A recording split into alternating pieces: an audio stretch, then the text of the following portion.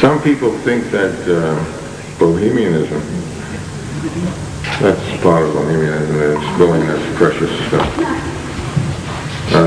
Began in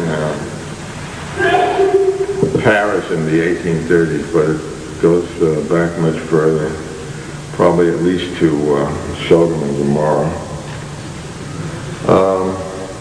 I'm going to do a song that sort of is a history of the modern bohemia. And the first half of it, which is quite good, I think, wasn't written by me. It was written in the 1920s. Some say by Clement Wood. Some say Clement Wood and Bobby Edwards. Some say them and lots of others. And it appeared in the Quill, which some say was a better paper than the Village Voice. It was generally performed with the ukulele, which I don't have with me. So I'm going to use the mouth-ukulele.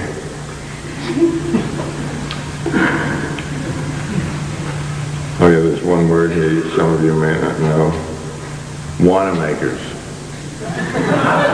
That's part of Wanamaker's is now the traffic bureau, I think, where you pay your summons. And there was a little more quaint and really nicer Wanamaker's across the street, which burnt down in the late 50s, I think, or early. You all remember that. Okay.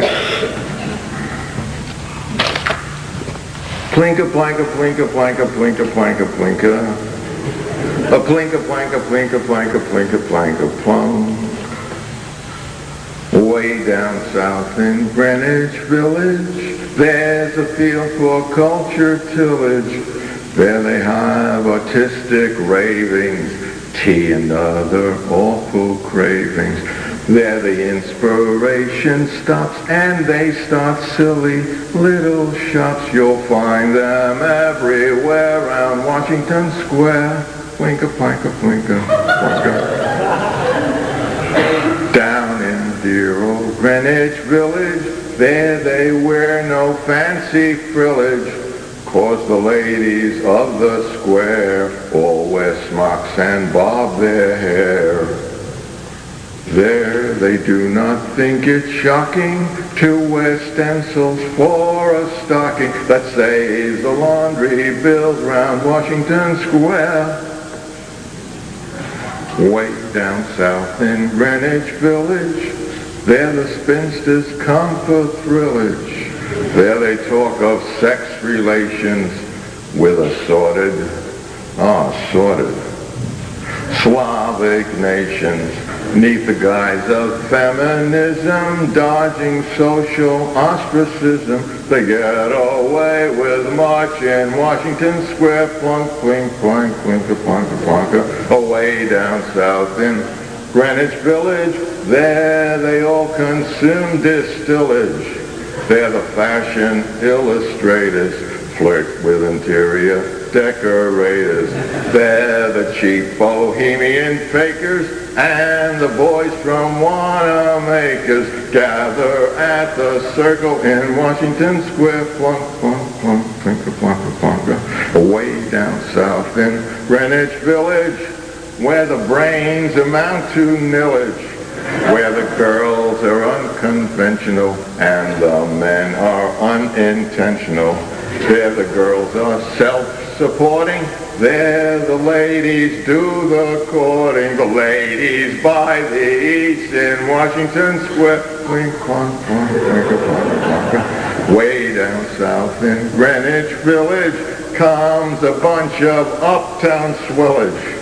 Folks from Lenox subway stations come with lurid expectations.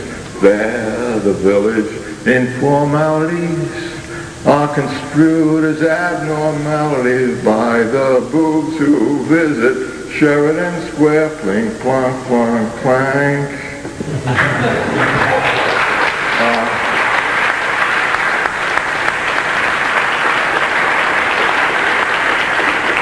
It has a rather abrupt ending. I suspect this is a corrupt text.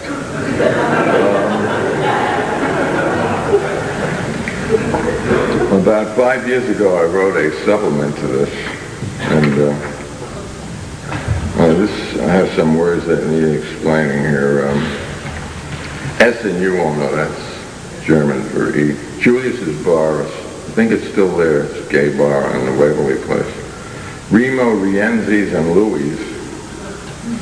3 terrible places from the past. Durruti was a Spanish loyalist, anarchist general who came to a bad end. He got killed. That happens to generals, I guess. Maybe they weren't called generals. He was a comrade soldier. He got shot anyway. Van Gogh Apartments, that's somewhere on 7th Avenue. That was one of the first of the high-rise, post-war high-rise. It was called the Van Gogh Apartments. It was really an apparition to see it there. Abington Square, you all know where that is. Okay.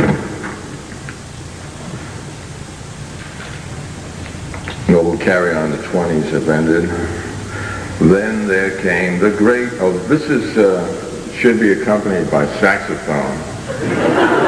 But I don't have my saxophone here, so I'm going to play the mouthphone.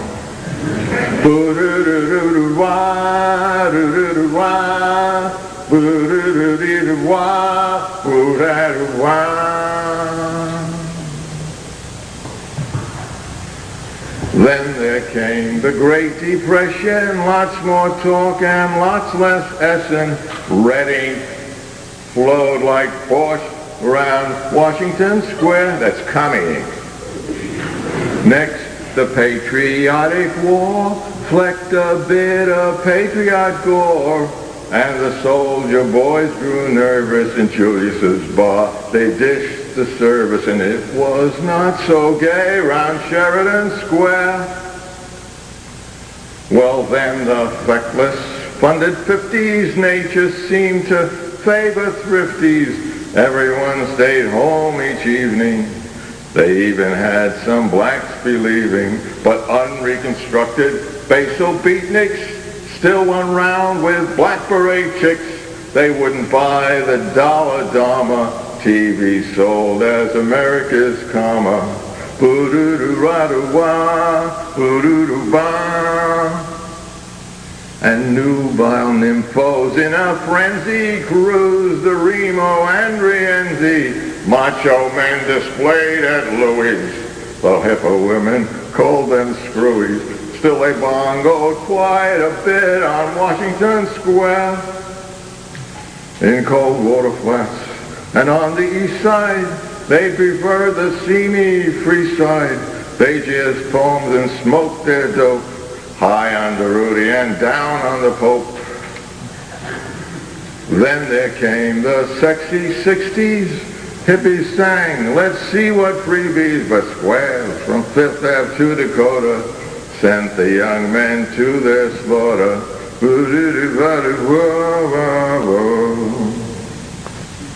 In flaming furrow fields of Vietnam, generals did what generals all can to kill off those freeborn spirits round Tompkins Square.